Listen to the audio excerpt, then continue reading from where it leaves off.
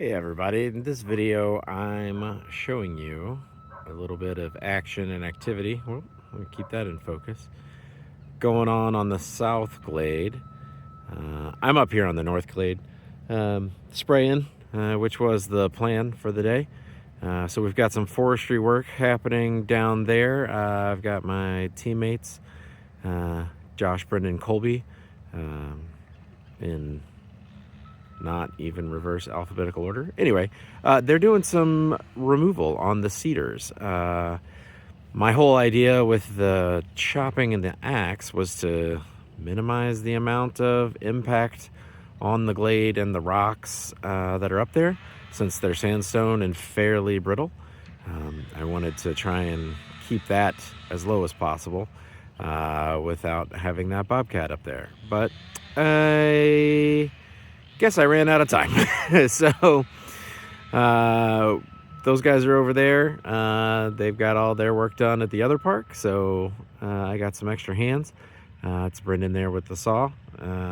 Josh is running the bobcat, skid steer, John Deere, and then Colby's out there in the red shirt.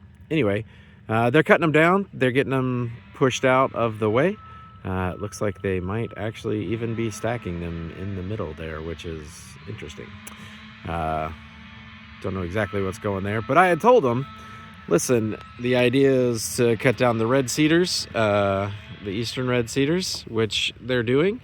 I pointed out the sycamores and the Bradford pears to say, hey, let's leave the sycamores, cut down the Bradford pears. There's some small oaks back in this corner back here that I pointed out, but they shouldn't get into those too much. I imagine they're going to focus in this area for most of the day.